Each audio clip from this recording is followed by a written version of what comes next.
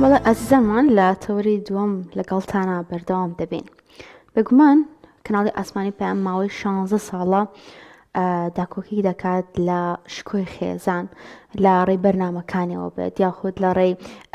بەرنامە پەروەردەیەکان بێت یان لە ڕێی بەرنامەکەی ئێمە بێت کە چەندین بەرنامەمان هەیە لەسەر پاراستنی تایبەتمەندە خێزانەکان، پاراستنی شکۆی خێزان، بەها بەڵاکانی خێزان، چ لەسەر ئاستی تاک بێت کە گرنگیمان پێداوە یاخود لەسەر ئاستی خێزان و پاشانیش بۆ ئاستی کۆمەلگا کە بێگومان لە ڕووی ئاینیەوە هەمش لە ڕووی کولتوریەوە کە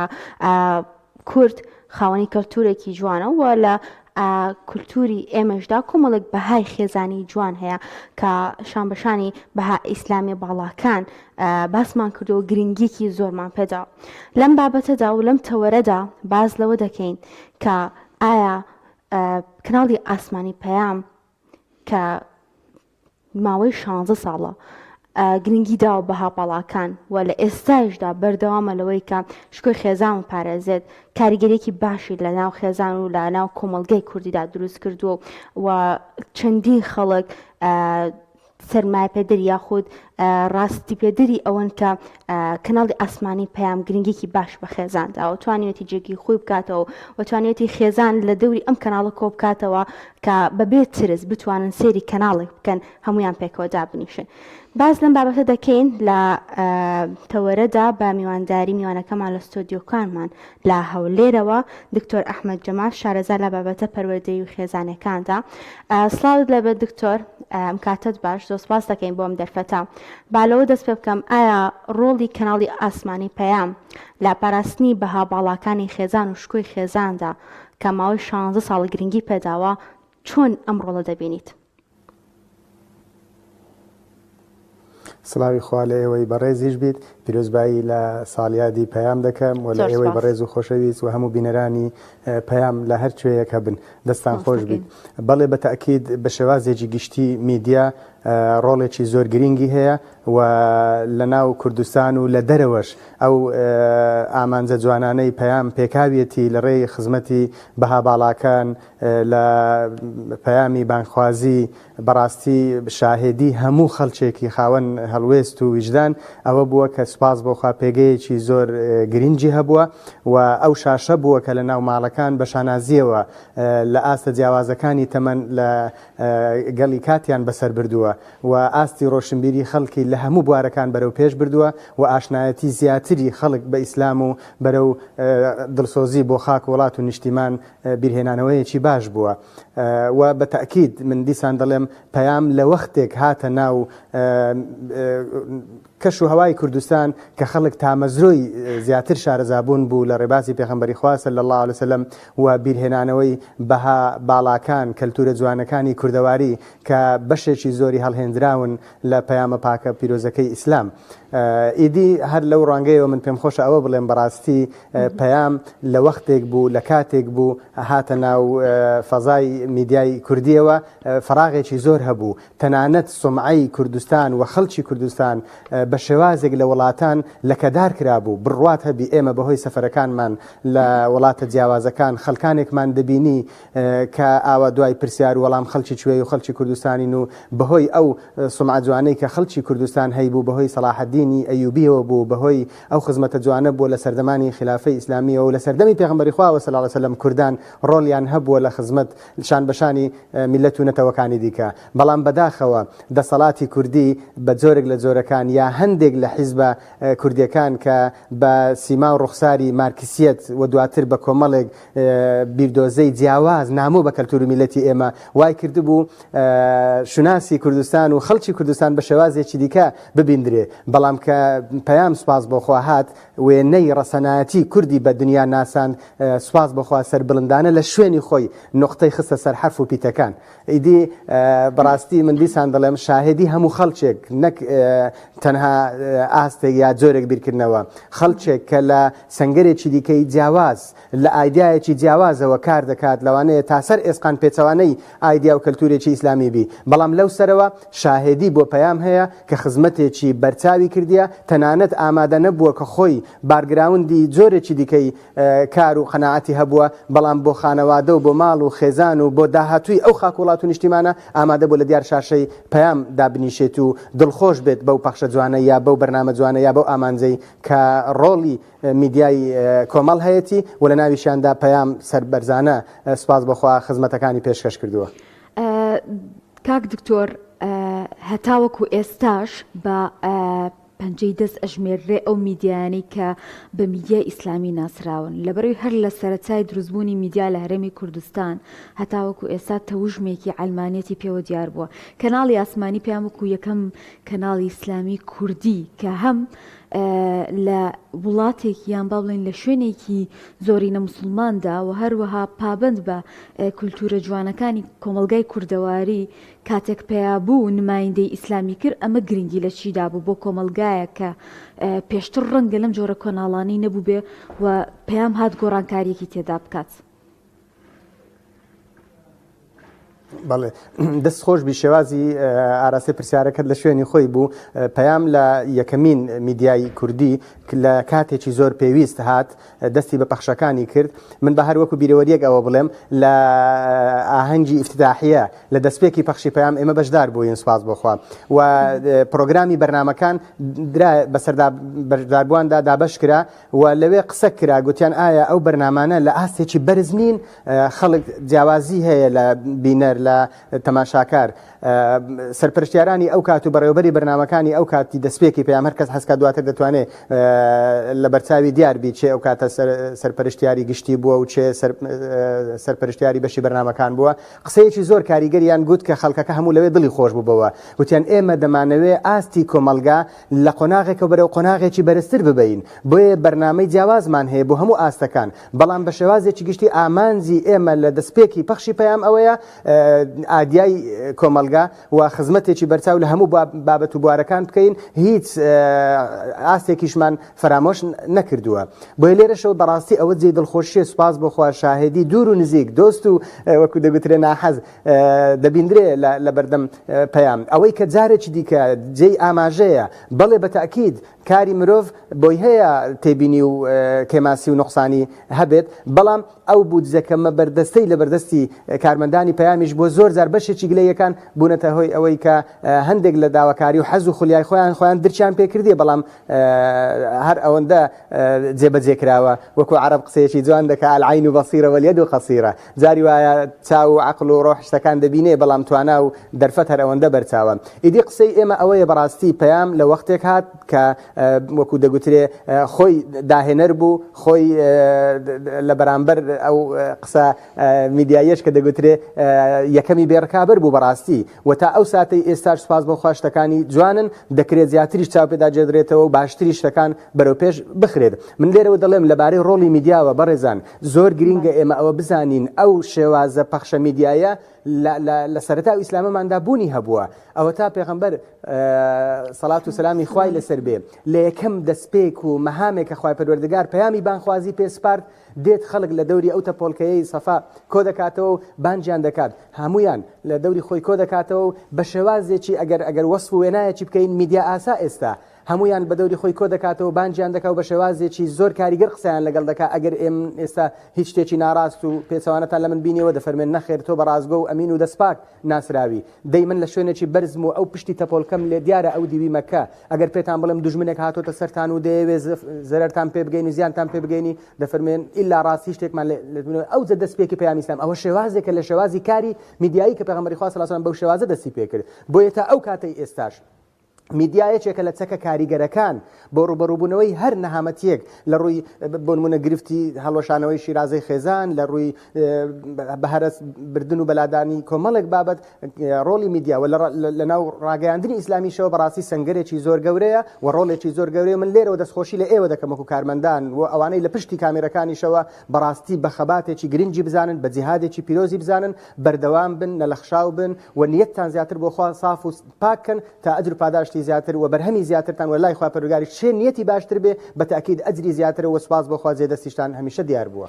باشە دکتۆر ئەحمەد ماوەی 16 ساڵە کەناڵی ئاسمانی پەیام بەرنامەی پەروەردەیی هەیە چ لەسەر ئاستی تاک چ لەسەر خێزان و پاشانیش گرنگیداوە بە کۆمەلگا و هەوڵیدا کە بەها جوانەکانی خێزان و کۆمەلگا بپارێزێت. باشە قسەکە لێرەدا ئەوەیە پرسیارەکە لێرەدا ئەوەیە ئایا ئەگەر پەیام لە سەرەتای دەستپێکردنیەوە ئامانجی ئەمە نەبووە ئایا ئێستا کۆمەلگای ئێمە بە چه ئاقارێکدا دەڕۆشت؟ بڵێ بە تاکید بە ئاقارێکی زۆر مەترسیدار دەڕۆیشت. چۆن میدیای پێچەوانەی بیر و هەستێکی ئیسلامی، چۆن میدیایەک کە بە پێچەوانەی کەلتور و دابوونەریتی کوردەواری ئاراستەی میلەتی ئێمەیان ڕۆڵە و نەوە و گەنجی میلەتی ئێمەیان بە ئاقارێکدا بردووە هەموو کەسێکی خاوەن وجدانێکی زیندوو شەرم دەکا کە ئەوە گەنجەکانی ئەو میلەتە بی لە هەندێک بۆنە و مناسباتی سیر کە کاریگەری میدیایەکی ناڕەسەن و ناتەندروست بەرامبەر بە کەلتوری ئەو کۆمەلگە و ئەو نەتەوەیەمان ئەوان چەندە ئامانجێکی خراپیان هەبووە لە ڕێی میدیا و لە ڕێی پلانی دیکەی گڵاو بە پاڵپشتی وڵاتانی دیکەی کە خۆیان لە ڕووی مؤسساتی وڵاتەوە لە ڕووی شیرازەی خێزانەوە بێسەروبەرن بەڕاستی بێ ئامانجن و بەرەو داڕوخان دەڕۆن ئەگەر لە تەکنۆلۆژیاش بەرەو پێشچوو بن. بە تاکید ڕۆڵی میدیای ئیسلامی بە شێوازێکی گشتی و تایبەتتر کۆمەڵ سوپاس بۆخوا شاهدی هەموو دنیا پەیام دەبیندرێت کە تەنانەت کوردانی ئەوروپا و بە شێوازێک مسلمانانی دیکەی جیاواز بەشێک لە بەرنامە کاریگەری خێزانیەکانی پەیام تەرجمە کراون بۆ زمانی وڵاتانی جیاواز سوپاس بۆخوا فەزل و شانازیە بۆ پەیام و بە هەمان شێوە ئەو کۆمەڵە گەنجە کە سوپاس بۆخوا جێدەستیان دیارە نێو کۆمەلگا هەمووی کاریگەری شاشەکانی پەیام و سۆشیال میدیای پەیامیان بەسەرەوە دەبیندرێ و دەیەها خانەوادە و خێزان هەبووە گوتیەتی لە بەشێک لەو وتارانە لە بەشێک لەو بابەتە پەروەردەیە خێزانیانە ئێمە سوپاس بۆخوا هاتینەوە سەر ئەوەی کە ڕێگای تەوبە و هیدایەت بگرینە بەر و بەدەیەها شاهێدی دیکە ڕۆڵی پەیام جارێ بە هەر ئەوە بڵێن بۆ چەندین دیجە محاولەی ناوخۆ و دەرەچی کرا کە پەخشی پەیام بە ئاراسەیەکی دیکەدا ببردرێت یعنی ئاماژەی ئەوە کرا کە بە جۆرێک لە جۆرەکان کۆمەڵێک محاولاتی وایان خستە سەر کە ئەسڵەن ئەو پەخشە گرنگ و کاریگەریە بۆستێنن یا ئیشکال و گرفتی بۆ دروستکەن یا بە جۆرێک لە جۆرەکان هەوڵی سوتاندنی بارگای سەرەکی کەناڵی پەیام درا و کۆمەڵێک نیازی دیکەی گڵاو هەموو ئەوانە شاهدین کە پەیام جێدەستی هەبووە و کاریگەر بووە و سوپاس بەخوا ڕێگای پێغەمبەرانی گرتۆتە بەر کە ناسح و ئەمین بووە ئامۆژگاریی دەستپاک بووە. ئیدی بەڕاستی لەو ڕوانگەوە من پێم خۆش نییە ینی ئاوا بە سادەی فەرمونون شاهدی ئەو هەموو خەڵکە ببینین و ئەو ڕێپۆرتاژانەی ئەم چەند ڕۆژانە ئەو مجاهیدە ماندوونە ناسانە من ناوی کارمەندە ماندوونە ناسەکان بەڕاستی پەیامنێرەکان بە مجاهید دەهێنم هەمیشە بەڕاستی ئەوانە مجاهیدن کە بە پارەیەکی کەم لەوانەیە لە میدیایەکی دیکە پارەیەکی دیکە خەیالیان بداتێ بەڵام ئەوانە هەمیشە تەرکیز لەسەر ئەوە دەکەن کە پارەیەکی حەڵال وەرگرن کە ئامانجێکی گرنگ لە ڕێبازی خزمەتی پێغەمبەران عەلەیهیمو سەڵات وسەلام بگرنە بەر ئافرین کە پارەیەکی حرام بەرەکەتی نابێت بەڵام لە شوێنێکی ئاوا ئەمسالی جەنابتان دێن خزمەت دەکەن ئەوە درێژە پێدەری پەیامی پێغەمبەران عەلەیهیمو سەڵات وسەلام یاخوا خوای پەروەردگار لێتان قبوڵکە بەردەوام بن. جا قسەکەم لەسەر ئەوە بوو شاهدی هەموو ئەو خەڵکە کە کاتێک مایکی پەیام دەبینی بە تامەزرەویەوە دێ قسە دەکا بە تامەزرەویەوە دێ شاهدی خێر دەدا ئەوە بۆ هەموو لایەک ئینشاءڵڵا مای شانازیە مای سەربەرزیە بەڵام دەیەها مای بیندراوە لە بەردەم ئاپۆڕای جەماوەر و خەڵک قسەی ناشایستەی پێگوتون خەڵک لیان بە دوورکەوتۆتەوە خەڵک ئامادە نەبووە قسەیان لەگەڵ بکات و زۆرێکی دیکە شاهدی دیکە ئینشاءڵڵا ئەگەر لە سەرکاری خێر و چاکە بەردەوام بن و نیتیشتان زیاتر بۆ خوا بێ ئەکید دەستکەوتی زیاتر دەبێت و شاهدی زیاتر دەبێت و ڕەزامەندی خوا پەروەردگار لەسەر هەموویانەوە. کاک دکتۆر پێم خۆشە یەک جیاوازی باس بکەی لە دیدی بینەران و بیسەرانی پەیامەوە. پەیام وەکو زانین یەکێکە لەو کەناڵانەی بە کەمترین لایەنی مادی و مرۆییەوە بەڕێوە ئەچێ جیاواز لەو کەناڵانەی کە ئێستا لە هەرێمی کوردستاندا پیا بوون و بە بیرەنەوتەکانی هەرێمی کوردستانە چێ بەڕێ و پارێکی خەیاڵیان بۆ خەرج دەکرێت. سەرڕێ ئەم جیاوازیە پەیام توانیوێتی پێگەی خۆی لەناو کۆمەلگای کوردیا بپارێزێ و ئێستاش بتوانێت پارێزگاری لە بەهاباڵاکانی ناو کۆمەلگای کوردەواری بکات. بەڵێ بەتەکید یعنی هەر کاتێک بە من ئەوە بڵێم بەشێک لە سەرپەرشتیارانی ستۆدیۆکان یا پێشکەشکارەکان کاتێک کە میوانێکی دیکە دێن لە ستۆدیۆکانی پەیام یا لە سوشیال میدیای کۆمەڵ بە شێوازێکی گشتی میوان دەبن دێن ئەو ستۆدیۆیانە دەبینن یا کەلوپەل و پێداویستیەکان دەبینن کە ئەوانە لە بەشێک لە کەناڵەکان لەوانەیە وەکو مۆزە ئارشیف کرابن بەڵام لێرە بەکار دەهێنرێن ئەوانە هەمووی شاهێدی حاڵن کە بەڕاستی خزمەت بە نیەتێکی پاک و بە کەلوپەلێکی سادە بەڵام سوپاس بەخوا ئامانجێکی گەورەی هەبووە لێرەشە وەکو تێبینیەکی بزوو پێم خۆشە لە خزمەتی هەموو ئەوانەی کە خوا پێداون با هاوکار بن با ببیە خاوەن ئەجر لەوەی کە تۆ توانایەکی مادیت هەیە لە دابینکردنی پێویستیەکی لە لای تۆ سادە بەڵام بۆ ئەوان جەیەکی زۆر گەورە دەگری بەشدار دەبی لەو ئەجر و پاداشتەی کە درێژە پێدەری ئەوان واللهی با خۆیان ڕاستەوخۆ ئەوانەی کە خوا پێداون حەز دەکەن لەو جیهادە مالی آخر بەشێکی ئیسلام باخێکی گرنگی وجاهدوا بأموالكم وأنفسكم بۆ تۆ دەی پارە بە شوێنێک سرف دەکەی کە لەوانەیە ئامانجی خۆی نەپێکی یا کابرا بە شوێنێک خۆی نیشاندابی بە شێوازێک لەو شێوازەنەوەی بەڵام خزمەتی ڕاگەیاندنی ئیسلامی بڕوا بکە بە دڵنیاییەوە لە شوێنی خۆی ئینشاءالله ئامانجی خۆی دەپێکێ و بەو بودجە و داهاتە متواضعانەوەکو دەڵێ سواز بەخوا و خزمەتە گەورە کراوە ئەوانە هەمووی ئەوەنە کە فەرمایشتەکەی پێغەمبەری خوایە صلی الله علیه و سلم ما كان لله ينمو وما كان لغير الله ينقطع شتێک بۆ خوا بێ خوا پەروەردگار گەشە و بەرەکەت و نەشە و نمای تێدا زیاد دەکات و شتێکیش بۆ غەیری خوا بێ با تەکنۆلۆژیا و با پارە و با داهات و دەسەڵاتێکی زەبەلاح لە پشتیەوە پاڵنەری بی و پاڵپشتی بی بەڵام ئامانجێکی وای نابێت ئیدی جێی شانازیە بەڕاستی کە خزمەتێکی بەرچاو بینراوە و ئامانجێکی باشتان پێکاوە و زیاتریش بەردەوام بن ئینشاءالله و هەوڵدەن من لێرەوە دەڵێم وەکو تێبینی و سەرنجێک کارمەندەکانتان زیاتر مەشق و ڕاهێنانیان پێ بکەن و خول و دەوراتی ناوخۆ و دەرەوە ببینن و لەگەڵ ناوەند و سنتەرە ئیسلامیەکان بەرنامەی ڕاستەوخۆ بکەن و لێرەشە من دیسان پێشبینی دەکەم پێشنیاز دەکەم کە ئێوەش زیاتر خۆتان شارەزاکەن لە سەرەتایی گرنگترینی پێویستی بۆ گەنجێک کە لە ئاستە جیاوازەکان وەکو دەگوترێ پارێزگاری لە شوناسی خێزان دەکرێت ئێستا بۆ نمونە میدیای کۆمەڵ بە شێوازێکی گشتی و پەیام تایبەتتر کۆمەڵێک دەورات ڕابگەیەنیت لە ئەو قۆناغانەی کە هێشتا گەنجان لە بەردەم پرۆسەی هاوسەری هەنگاو دەنێن یا ئەوانەی کە قۆناغی مارەبڕینیان دەست پێ کردو هێشتا نەچوونەتە قۆناغی گواستنەوە ئەوانە هەمووی خاڵی بەهێزن کە خەڵک زیاتر لە ناو ستۆدیۆکانی پەیام مەشق و ڕاهێنان بکەن بەوانەی کە حەزی بوون بە بانخواز و کەسی سەرکەوتویان هەیە سواز بۆخوا ئێستا دەبینی گەنجێکە لە سوشیال میدیای تایبەتی خۆی ڕۆڵێکی گرنگی هەیە بەڵام ئەگەر سوشیال میدیایەکە ئاوا پەخشێکی فراوانی لە پشت بی و لە شێوازی جەمع و مؤسسەیەک بی ئەکید بەرەکەتی زیاترە و بەرەکەت لە کاری ئیسلامی ئەکید کاریگەری زیاتری دەبێت بەڵام مامۆستاوەکو دەزانین ئەمریکا پەیام گرتوێتە بەر کاری قورسە کە لە سەرەتادا تەنها بوو هەوڵی داوەکە بە هاوڵەکان پارێزێت بەڵام تا چۆن گرنگە کە خێزانەکانیش لەوە تێبگەن کە بوونی میدیایەکی ئاوا گرنگی پێدانی بەم میدیایە وەروە دانانی ئەم میدیای لە ماڵەکاندا و سەرکردنی بە کۆمەڵ کاریگەری باشی هەیە لە سەریان لەوەی کە خوانەخواستە کە بچن سەری میدیایەکی دیکەکەن و چەندین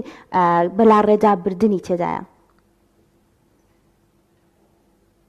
بەڵێ بەتاکید ئمە ئاماژەیەکی ئاوە سەرتاییمان کرد بەوەی کە پێچەوانەی میدیایەکی ئامانزدار میدیایەکی بەرەو ئامانجێکی هەڵوەشانەوەی خێزان یا بەرەو پێچەوانەی کەلتوری کۆمەلگای کوردەواری لە هەموو شێوازێک بیندراوە و دەبیندرێ جا سوپاس بۆخوا ئەو شاشە جوانەی پەیام و هاوشێوەکانی سپاس بۆخوا جێدەستیان دیار بووە خانەوادەیەکیش کە جاری وایە ئامانجێکی پەروەردەیی لە ناخ و نیازێکی پاکیەوە هەیەی منداڵەکان بە ئاراسەیەکی جوان پەروەردەکە گەنجەکانی بە هەمان شێوە یا مامۆستایەکی هەستکردن بە ڕۆلی بەرپرسیارەتی لە ناوەندێکی خوێندن بەڕێوەبەرێک سەرپەرشتیارێک یا کارمەندێک لە فەرمانگەیەک بە شێوازێک دێت هەست بە ئەرک و ئەمانەتی سەرشانی خۆی دەکات لە ڕێی شاشەکەیەوە نایەڵی نیازێکی گڵاوی بێدینان و ناحەزان نامۆ بە کەلتور و دابوونەریتی ئەو کۆمەلگەمەیان و پێچەوانەوە لەسەر نەهج و ڕێگایەک بڕواکە کە هەمووی شەڕانجێزی بەرهەمدێنی ئەسڵەن گرنگترین شت کە ئێستا ئەو نەتەوەی کووردە هەستی پێ دەکات نەمانی ئینتیمایە خۆشەویستی بۆ خاک وڵات و نیشتیمان. هۆکارەکەی چییە؟ لە ڕێی میدیایەکی نابەرپرسانەوە لە ڕێی شاشەکانەوە دێت کەلتوری وڵاتێک ئاماژە پێ دەکات کە ئەسڵەن ئەوانە ئامانج و هەدەفیان تەنها لەسەر خەڵک بە ئاقارێکی شەهوانی دابردنە، خەڵک بە ئامانجێک دابردنە بەرەو مادیگەرایی زیاتر پارە کۆکاتەوە مەکسەبەکانی تاچی خۆی، خەڵک بێ متمانەکردنە، خەڵک دوورخستنەوەیە لە پەیوەستبوون بە ڕۆحیەتی ناسینی خوای پەروەردگار و یەکتاپەرستی بەرەو زۆرێکی دیکە ئەو خەڵکە وا لێ دەکەن بەیانی خۆشەویستی بۆ خاک وڵات و نیشتیمان نابێت. هەمیشە هەر کوردێک لە هەر شوێنێکی ئەو دنیاە دەبینی دڵ ئێمە ناحەزمان زۆر و ئێمە غەدر و ناحەقیمان بەرامبەر کراون، خاک و وڵات کە مافی خۆمانە پێمان ڕەوانادەن کە ئێمە کیانی دەوڵەتی خۆمان هەبێت. دەی تۆ ناخی میلەتێکت گەنجێکت بە ئاقارێکی جیاواز پەروەردەکە خۆت پێچەوانەی حەز و خولیایەکانتی، خۆت پێچەوانەی ئەوەی ئەو پیلانانەی کە دژمن و ناحەزانی کورد هێناوێنیتی خۆت درێژە پێدەری. بۆیە لە ڕێی میدیاوە دەتوانی زۆر ئامانجی گرنگ و گەورە ئەسڵەن لە زۆربەی ئەو وڵاتانەی کە هەست بە ڕۆڵی گرنگی میدیا دەکەن و سیستەمی پەروەردەش تەواوکەری ئەو پەخشە میدیایانەیە قەدەغە کراوە زنجیرە فیلم و درامایەک بێت نامۆ بە کەلتوری وڵاتەکەی بێ لە وڵاتەکەی خۆی پێشکەش تەنها وڵاتی ئێمە بەداخەوە بەرپرسیاران لەو بابەتە پێچەوانەی بەرپرسیارانە مەودایەکی ئازادیان خستۆتە بەردەستی پێچەوانەی هەموو حەز و خولیا و کەلتور و دابوونەری تەجوانەکانە. زۆر باشە، زۆر سپاس بۆ دکتۆر ئەحمەد جەمال شارەزا لە بابەتە پەروەردەی و خێزانیەکان. زۆر سپاس دەکەین کە لەم تەورە لەگەڵماناوە کاک دکتۆر.